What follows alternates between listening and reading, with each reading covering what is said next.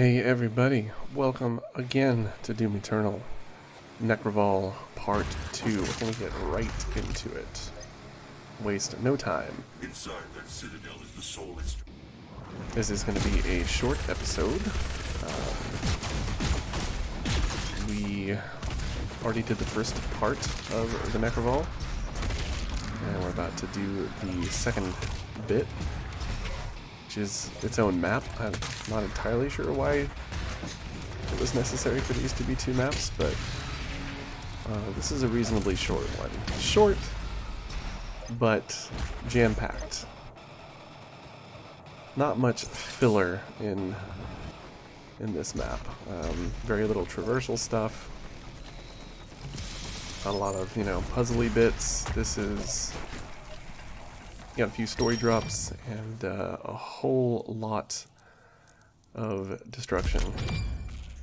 So I grabbed the concussive blast using the mastery token because it reminded me while I was watching some of the earlier videos that I talked up the microwave beam and then have not once used it over the course of this play. And that's a skill we are going to need to remind ourselves how to use when we get to the ancient gods. And yes, I may decide to do one of these for the ancient gods. No guarantees. But I'm thinking about it.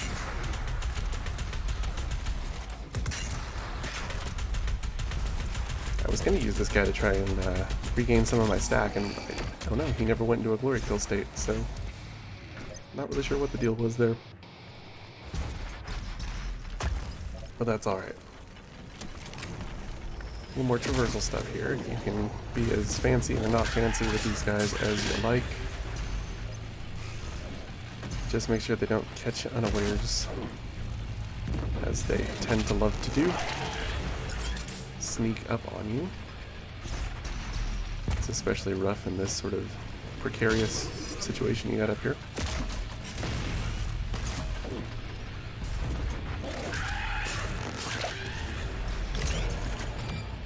Alright, so let's swap that mod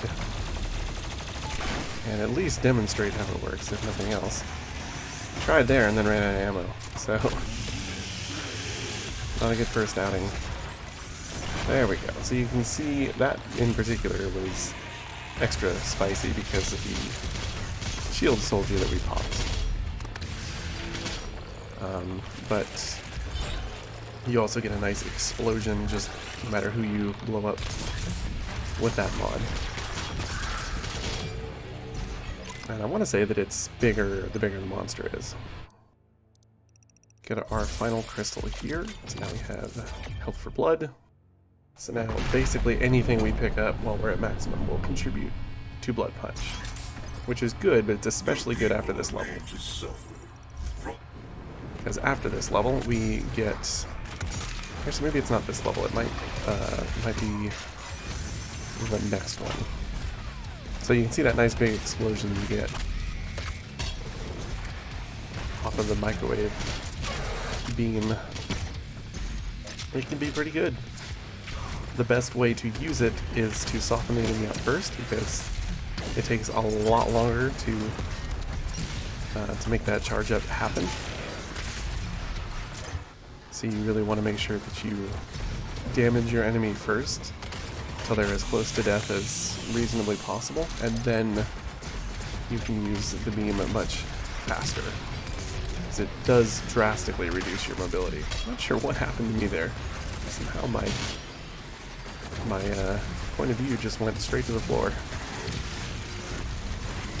I did have a couple of issues during this recording, mostly with my mouse, and it was struggling to figure out what it was, and I realized that I had somehow hit the DPI switch on my mouse. I have a mouse that has, two different settings, and so all of a sudden it was like, what is going on here? Felt like I was really slow, and it was just because I'd gone to the slower setting, which I don't normally use in games at all. Now take out this fella.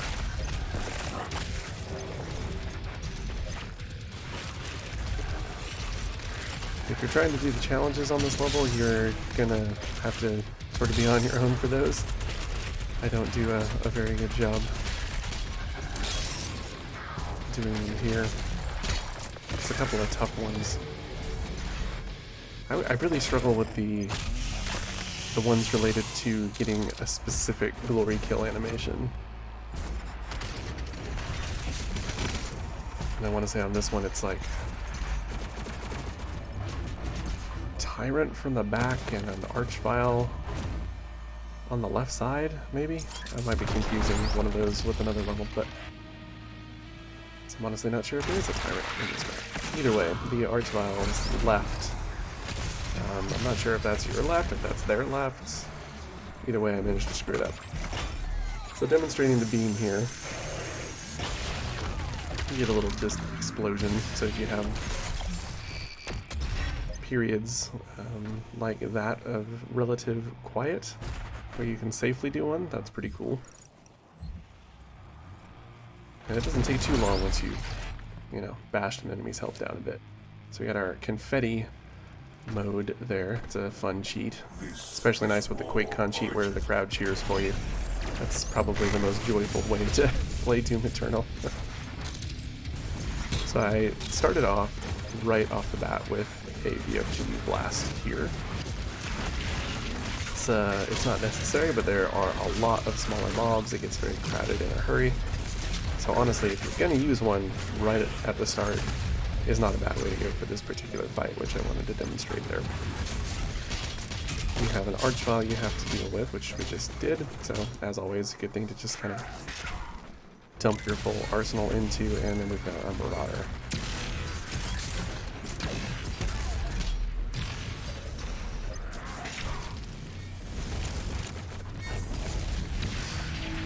Not sure what happened there. My weapon swap didn't happen. I don't know if I didn't hit the key hard enough. It's very odd. Let's get rid of that dude. And I wanted to mention, you do not have to fight Marauders that way. It is not a necessity for this game. That skill will come in real handy when you move into the Ancient Gods, for sure. But it's not an absolute necessity for the base game. You can simply bait them into an attack and take them out with single shots. And if you're not fast enough to do, 3 shots per stagger, you can pretty safely do 2. There's a secret underneath there. So, if you're not as quick on the draw there as you might want to be, that's okay. You can still get the job done. So that's a pretty simple little jumping puzzle here.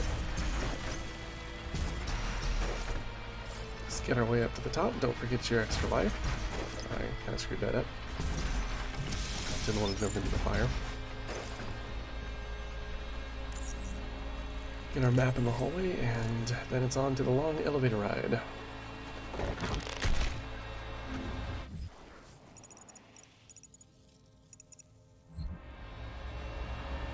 The demons only utilize a portion of the resources that come from the human soul. It was the Makers and the Sentinel Priests who discovered and unlocked the true power of the essence. Taking a look at those challenges there. Sentinel and Hell energies together, refined these, and created Argent. With it they did wondrous things. Saved worlds from extinction, healed the sick, and gave infinite power to those worthy of it. It's another little simple jumping thing here. There's a secret on the side, which is simply another suit point, which at this point we don't need because we are fully upgraded. So those are spiky things, they will hurt you. The Night Sentinels never knew of its existence. Built by Sentinel slaves for Got a secret up here. foot in hell, nor demon in Urdak. Argent served a great purpose to the Makers. One up there.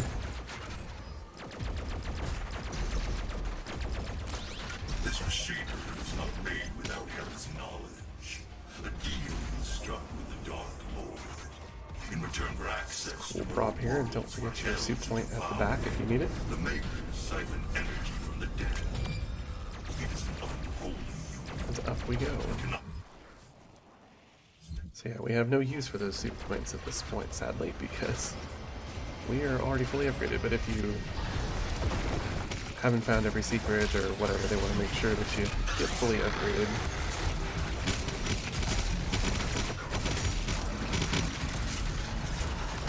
So that's probably the easiest of the challenges to do, the blood punch one, where you have to kill multiple demons with a blood punch a few times. I'm badly trapped here. Lucky I didn't die, honestly. We have these two fellas. So recharge our blood punch. Him. Take out his buddy.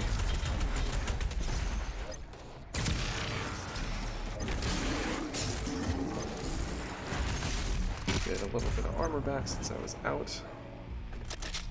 There's multiple ways you can get in and out of this whole thing. It's a big circular tower, so that's why there's all these different break points, but there isn't one that's better than another.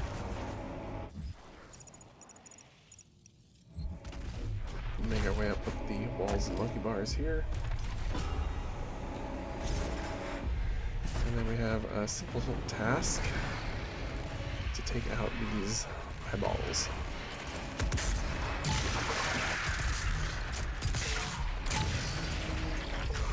That's not a good shot there.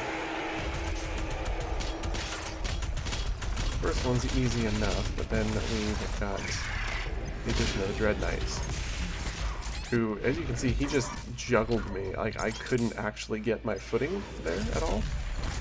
So that was a teachable moment, shall we say. A Dread Knight, even in close quarters, isn't really an especially big deal if you can weapon combo reasonably well. Or if you take good advantage of, grenades and your chain gun to stagger them, but they really can just juggle you around if you're not careful. It's one of the more frustrating aspects of Eternal when you sort of lose traction and get pushed around the environment and you can't dodge, you can't do the things that you're used to being able to do to get out of a bad situation in time. So that's just one of those moments.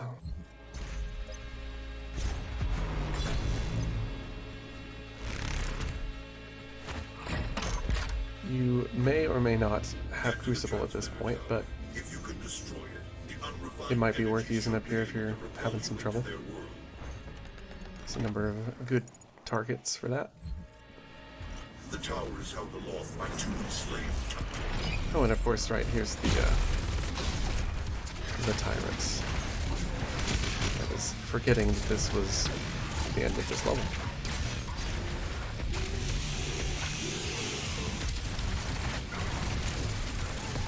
This empowered whiplash is probably my biggest issue right now, far more so than the tyrant. I was trying to just... This isn't a particularly hard fight. I was trying to get on his side, but then I remembered too late that it was supposed to be from the back on him anyway, so it didn't actually matter.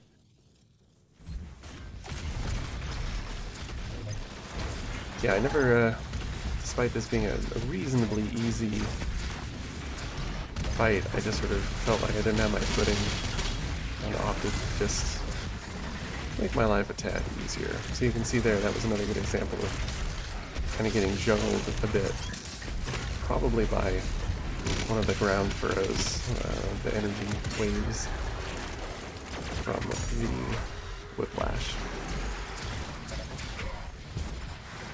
And that is probably the most deadly aspect of those is because you can simply get shuttled into another attack. So you've already taken the first hit, which is bad enough. But then it kills your momentum, takes away your chance to escape, and potentially knocks you straight into another attack. So it's always something to be avoided if at all possible.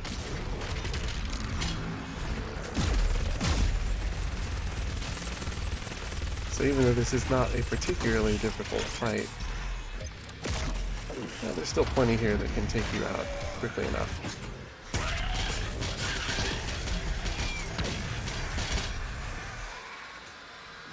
They do give you plenty of supplies, though. And of course, I haven't touched my crucible. I still have three shots of that waiting. Make sure to switch my mod back, since I always have this on key blast when I take on these guys. Just makes it especially easy to kill them. And then didn't get up there fast enough for the glory kill. And get stuck in a corner, get tossed around, very nearly died. We must break the chain and destroy the Argent transmitter, then ride the energy flow further. I'm forgetting here, essentially, that I've swapped my runes, and I'm using the equipment rune rather than the one that keeps demons in their glory kill state for longer. So there's a secret down there. I could not remember how to get this. We did see the other end of it on the way up, which had a grate over it, but I guess that must lower after you complete the encounter. So yet another manhole cover that we don't need, and I was going to jump and grab the wall there, but that didn't happen, so hey. Whatever gets you back on top. Stock up here real quick. I was also forgetting there that you have to actually do this trigger in the center before you can actually break the chains.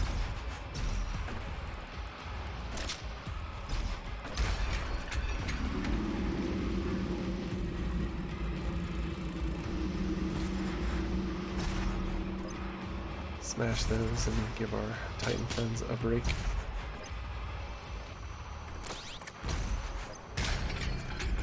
Not actually sure what the lore is on the Titans. Don't know if those are demons or not. And that's it, folks. This is a quick map. Really could have tacked it on to the end of the first part, but that's okay. So, get on your way to Urdak, which is not a quick map. That is another big one. So, didn't do any of the challenges, but honestly at this point, it doesn't really matter anyway. There's nothing we need out of that. So I'm just kind of blazing through the remainder of the game here. So we're going to see you on the other side of hell in Urdak on the next map, where we will face a great number of challenges, including a boss. See you guys next time.